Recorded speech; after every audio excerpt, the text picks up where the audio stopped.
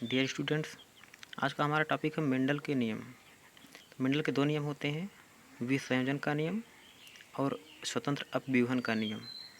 तो पहले हम विसंयोजन के नियम के बारे में देख लेते हैं। तो सबसे पहले हम विसंयोजन के नियम की परिभाषा देख लेते हैं कि विसंयोजन का नियम किसे कहते हैं। जब दो विकल्पी F1 संकर में साथ साथ आते हैं तो वे दोनों बगैर एक दूसरे के किसी भी प्रकार से मिले प्रभावित किए बिना F1 में साथ साथ रहते हैं तथा प्रभाव केवल प्रभावी विकल्पी का ही होता है। और जब F1 पौधों पर युग्मकें बनती हैं तो दोनों विकल्पी एक दूसरे से पूर्णतः पृथक हो जाते हैं तथा अलग अलग युग्मकों में चले जाते हैं। इस प्रकार अलग अलग युग्मकों द्वारा भिन्न भिन्न व्यक्तियों में पहुँचते हैं। तो युग्म विकल्पियों के इस प्रकार के अलग अलग होने के नियम को विसंयोजन का नियम कहते हैं।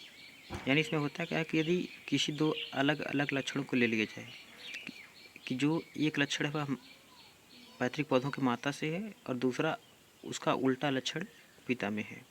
जैसे यदि मटर के पौधों को लिया जाए तो यदि मान लिया जाए कि एक लाल फूल वाली मटर है और दूसरी सफ़ेद फूल वाली मटर, तो इस प्रकार के दोनों पौधे जब आपस में क्रॉस कराते हैं तो फर्स्ट पीढ़ी में केवल लाल ही फूल वाले पौधे प्राप्त होते हैं और जब उनका पुनः क्रॉस कराया जाता है आपस में तो उनमें 1:2:1 के रूप में लाल और सफ़ेद फूल प्राप्त होते हैं। जैसा कि फिगर में दिखाया गया है कि लाल फूल वाले पौधे और सफ़ेद फूल वाले पौधों से जब क्रॉस कराया गया तो F1 पीढ़ी में केवल लाल ही प्रभावी हुआ और जब उस प्रभावी लाल को सेल्फिंग कराया गया तो इस प्रकार का जो है लक्षण प्राप्त हुआ, capital R capital R, capital R small R, capital R small R और स्मॉल आर स्मॉल आर। यानी इस दोनों लक्षणों में लाल रंग का फूल प्रभावी है, यानी लाल रंग का ही फूल प्रकट होगा। तो इन तीनों को यदि मिला लिया जाए तो 3:1 का अनुपात प्राप्त होगा, यानी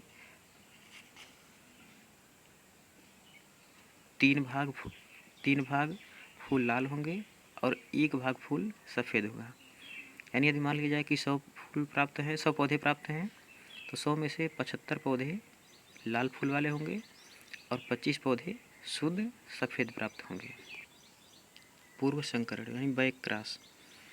मेंडल ने जितने नियम लगाए और जितने नियम निकले उसमें क्या हुआ कि जैसे यदि कोई संतति F1 में प्राप्त हुई तो उस F1 का क्रॉस पुनः उनके पैतृकों में से किसी मेल या फीमेल में से किसी एक से क्रॉस कराया जाए तो उस क्रिया को पूर्व संकरण कहते हैं। लेकिन पूर्व संकर उसे ही कहेंगे कि जो प्रभावी है उसी का यदि क्रॉस करा जाए तो उस प्रकार के क्रॉस को पूर्व संकरण कहते हैं। और यदि वही संकरण कराया जाए जो कि अप्रभावी यानी रिसेसिव लक्षण है तो उससे यदि क्रॉस करा जाए तो वही टेस्ट क्रॉस यानी परीक्षण संकरण कहलाती है। जैसा कि यहाँ फिगर में स्पष्ट रूप से दिखाया गया है कि पैतृक प्रकार जो है लाल और सफ़ेद रंग का फूल के पौधों से क्रॉस कराया गया है परीक्षण संतति में। तो इसमें एक जो है कैपिटल आर आया है और दूसरा capital R small R, capital R small R. तो उसमें हमें प्रिंटिंग हो गई है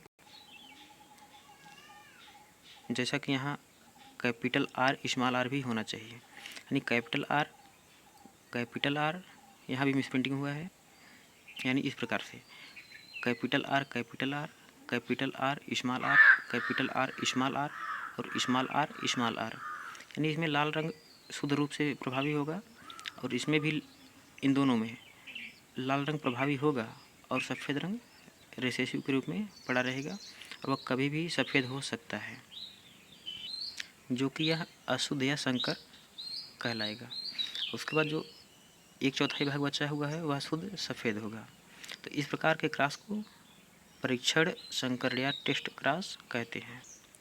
और पूर्व संकर में क्या होता है कि लाल और सफ़ेद रंग के फूलों के पौधे से क्रॉस कराया गया तो जो लाल रंग प्रभावी है जो F1 पीढ़ी प्राप्त हुई उस F1 पीढ़ी का क्रॉस पुनः लाल रंग के प्रभावी से करा दिया गया। तो इस प्रकार से जो F2 प्राप्त होगी